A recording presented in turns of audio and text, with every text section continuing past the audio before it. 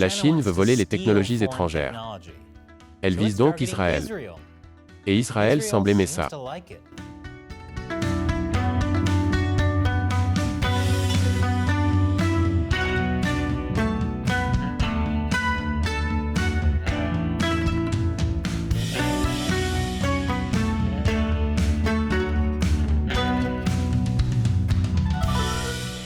Bienvenue à Chine non censurée. Je suis Chris Chappell. Le Parti communiste chinois veut dominer le monde, et il a besoin de technologies de pointe pour devancer les États-Unis et leurs alliés. Selon le dirigeant chinois Xi Jinping, l'innovation technologique est devenue le principal champ de bataille du jeu stratégique international. L'innovation technologique, alors cela veut dire que le gagnant de ce champ de bataille est celui qui a inventé le bébé serpillière. Faire en sorte que votre bébé paresseux fasse le ménage lui-même est la plus grande innovation de tous les temps. Mais le champ de bataille dont parle Xi Jinping est à la fois figuratif et littéral. La Chine investit massivement dans la recherche et l'intégration de technologies émergentes à double usage, qui ont un usage à la fois civil et militaire, dans l'espoir qu'elles aideront l'armée populaire de libération à dépasser les capacités militaires conventionnelles et à dominer le champ de bataille. Avant même l'arrivée au pouvoir de Xi Jinping, le Parti communiste chinois a toujours lorgné sur les technologies étrangères. C'est comme du lèche-vitrine, mais au lieu d'acheter ce que vous voyez, vous volez les modèles et fabriquez vos propres contrefaçons. Les États-Unis se réveillent face aux ambitions technologiques de la Chine. Ils s'efforcent de garder les technologies avancées hors de Chine. Mais les États-Unis doivent faire plus que simplement garder un œil sur les entreprises américaines. Ils doivent également garder un œil sur Israël. En effet, malgré sa petite taille, Israël est l'un des principaux centres mondiaux de progrès et d'innovation technologique. Israël est fier d'être l'un des pays les plus propices à la création d'entreprises. Israël consacre 5% de son PIB à la recherche et au développement, soit le pourcentage le plus élevé de tous les pays. C'est une bonne chose pour Israël et pour des alliés comme les États-Unis, qui bénéficient de l'innovation israélienne. Mais c'est également une bonne chose pour la Chine, qui adore faire du lèche-vitrine en Israël. L'intérêt de la Chine pour la technologie israélienne remonte à plusieurs décennies, avant même que la Chine et Israël n'établissent des liens diplomatiques officiels en 1992. Israël a produit un grand nombre de technologies sophistiquées. Par exemple, le logiciel espion Pegasus qui peut s'infiltrer dans n'importe quel smartphone. Pas difficile d'imaginer pourquoi la Chine serait si intéressée.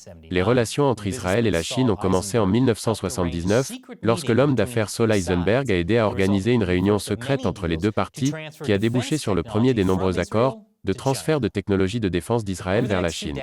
Au cours des 2 décennies suivantes, Israël a transféré des milliards de dollars de technologies militaires à la Chine, le tout en secret. Ces transactions incluaient prétendument des technologies permettant de moderniser les chars chinois, des systèmes de vision nocturne, des systèmes de guerre électronique, des missiles Air Python 3, des technologies d'avions de combat et des technologies de véhicules aériens sans pilote. Et il n'est pas difficile de comprendre ce que la Chine a fait de tout cela. Cela reviendrait à donner des nunchakus à des gorilles et dire « Ne vous inquiétez pas. Ils ne vont utiliser ces nunchakus que pour l'autodéfense. » La Chine reconnaît la valeur qu'apporte Israël. Selon un article paru en 2006 dans le journal de l'université Xidian, qui fait partie de l'appareil de défense et de sécurité publique de la Chine, l'industrie de la défense nationale d'Israël a donné à notre pays de nombreuses révélations utiles pour développer notre industrie de la défense.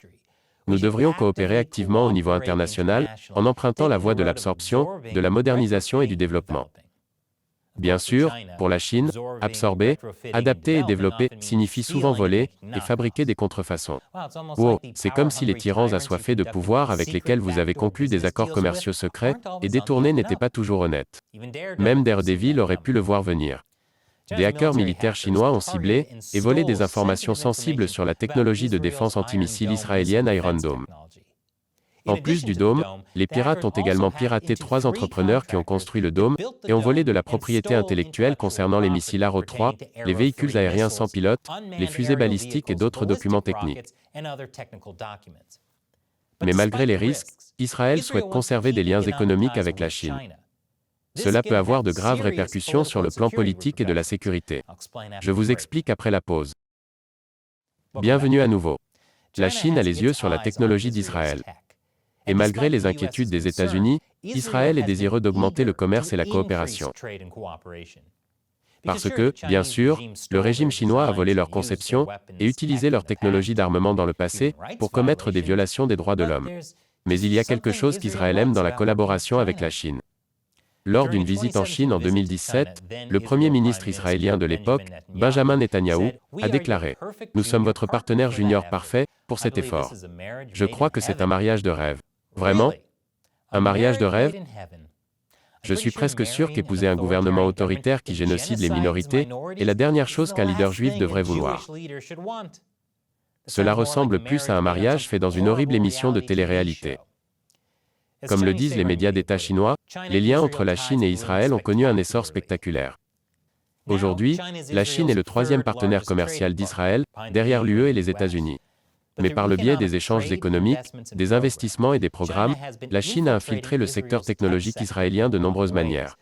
Le moyen le plus direct est l'acquisition d'entreprises technologiques israéliennes, et en payant très cher les ingénieurs israéliens. Si l'achat d'entreprises israéliennes n'est pas une option, la Chine les séduit avec le marché chinois. Tout le monde aime le marché chinois. Même Disney se plie en quatre pour y rester. Qu'est-ce que je peux dire? Il y a quelque chose qui leur plaît dans le fait de travailler avec la Chine. La Chine investit aussi beaucoup d'argent en Israël, et il n'est pas surprenant de voir où va cet argent. Au cours des 20 dernières années, 97% des investissements chinois connus en Israël ont porté sur la technologie, notamment l'informatique, les communications, les technologies propres et agricoles, et la robotique. Et les 3% restants sont probablement allés à la shakshuka, mais seulement parce que le PCC a entendu quelqu'un dire que ce plat était la bombe. Les investissements commerciaux et le vol ne sont pas les seuls moyens par lesquels la Chine obtient la technologie d'Israël. Elle coopère également avec Israël dans le domaine universitaire et de la recherche. Il s'agit d'une préoccupation majeure, car de nombreux étudiants et scientifiques servent également de réservistes dans certaines des unités techniques d'élite des forces de défense israéliennes.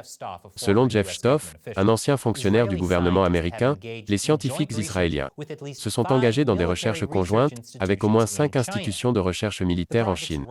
Les projets vont de nouveaux types de moteurs d'avion à des capacités de surveillance améliorées. Pas quelque chose que vous voudriez donner à l'armée chinoise. Je ne voudrais même pas qu'ils mettent la main sur un bébé serpillière. Comme on peut s'y attendre de la part du Parti communiste chinois, ces programmes sont gardés secrets autant que possible.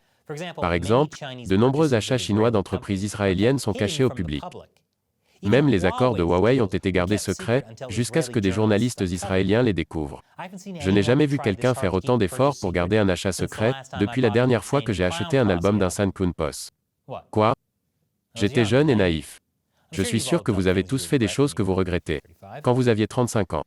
Selon une société de sécurité israélienne, les États-Unis ont mis en garde contre les sociétés fictives chinoises qui tentent de s'associer à des sociétés israéliennes pour créer des sociétés qui peuvent sembler très légitimes mais qui, en effet, visent à transférer des technologies de défense israéliennes vers la Chine. Par exemple, en 2013, la Banque de Chine a été accusée de blanchir de l'argent iranien destiné aux activités terroristes du Hamas et du djihad islamique palestinien. Grâce à la pression du gouvernement chinois, le premier ministre israélien de l'époque, Netanyahou, a renoncé à participer à un procès devant un tribunal fédéral à New York. Je n'aurais jamais cru voir Israël renoncer à porter plainte contre des partisans de l'Iran. Je vous avais dit que le marché chinois était vraiment séduisant. L'infrastructure d'Israël est également en danger. En autorisant les entreprises d'État chinoises à construire des installations dans ces ports, Israël se rend vulnérable aux possibilités de collecte de renseignements. Selon un expert en sécurité, il est possible d'installer des systèmes de surveillance dans les machines lourdes, utilisées dans le port et celles-ci peuvent transmettre ce qu'elles voient ou entendent. Même les grues des ports ne sont pas à l'abri. Au sens propre comme au sens figuré, puisque l'infrastructure est fabriquée en Chine. Israël est conscient de ces problèmes. D'éminents experts en sécurité en Israël ont fait part de leurs inquiétudes quant à l'approfondissement de l'implication chinoise dans le secteur des infrastructures et de la technologie d'Israël. En réponse à ces préoccupations, les États-Unis ont poussé le Conseil national de sécurité d'Israël à créer un groupe consultatif sur les investissements étrangers en 2019. Je ne sais pas pourquoi ils ont besoin d'un panel entier, cependant. Le seul conseil dont ils ont besoin est le suivant. Arrêtez de faire des affaires avec un régime qui met les minorités dans des camps de concentration et qui soutient également l'Iran. L'administration Biden a lancé des pourparlers technologiques de haut niveau avec Israël, avec un œil sur la Chine. En réponse à cela, la Chine a dit « Lancé, de haut niveau, on doit voler ça ». Auparavant, seule l'Inde, le Japon et la Corée du Sud avaient ce type de dialogue avec les États-Unis. Dans le cadre de ce dialogue, les États-Unis et Israël ont convenu d'établir un partenariat sur les technologies critiques et émergentes et de gérer les risques en matière de sécurité de la recherche, de contrôle des exportations, et de sélection des investissements. L'avenir nous dira comment Israël agira face à l'influence chinoise. Certains disent maintenant que les États-Unis exagèrent la menace que représente la Chine. Certains disent la même chose de moi, aussi. C'était en effet 90% des commentaires sur YouTube pendant les 5 premières années de cette chaîne. Certains affirment qu'il y a trop à perdre si Israël prend ses distances avec la Chine. Selon le directeur d'un programme Israël-Chine, Israël n'a pas besoin de laisser tomber la Chine pour l'Amérique. Après tout, les États-Unis ont de nombreux liens économiques avec la Chine. Alors pourquoi Israël ne le pourrait-il pas? Bien sûr, il semble hypocrite de la part des États-Unis de dire au pays de couper leurs liens avec la Chine, en particulier lorsque les États-Unis continuent d'approuver la quasi-totalité des exportations de technologies vers ce pays. Mais ce n'est pas parce que les États-Unis ne peuvent pas se sevrer des investissements chinois, pour le moment que ce n'est pas un bon conseil pour les autres pays. Et si les pays n'arrêtent pas de laisser la Chine acheter, copier et voler leur technologie, cela va nous retomber dessus. Nous ne pouvons pas simplement balayer tout cela sous le tapis. Même avec un bébé serpillière. Et maintenant, il est temps pour moi de répondre à une question d'un membre de l'armée des 50 centimes de Chine non censurés. Ce sont les gens qui nous soutiennent sur Patreon ou Locals. La question d'aujourd'hui vient de Lord Whitesque1N sur Patreon. Comment l'état actuel de la Chine se compare-t-il à celui du début de l'émission? Bonne question. Lorsque j'ai commencé Chine non censurée en 2012, Xi Jinping était à quelques semaines de devenir officiellement le nouveau secrétaire général du Parti communiste chinois. Les gens espéraient qu'il serait un réformateur. La Chine n'occupait pas encore la mer de Chine méridionale. Elle n'avait pas encore complètement pris le contrôle de Hong Kong. Les camps de concentration du Xinjiang n'avaient pas encore été construits. La Chine était l'endroit idéal pour que les entreprises occidentales fassent des affaires. C'est pourquoi les gens pensaient que j'étais fou de dire que le Parti communiste chinois était une menace. Si seulement ils avaient écouté. Merci pour votre question et votre soutien. Et merci à tous les autres téléspectateurs. Si vous voulez soutenir Chine non censurée, rendez-vous sur patreon.com/China Uncensored. Les liens sont ci-dessous. Encore une fois, je suis Chris Chappell. À la prochaine fois.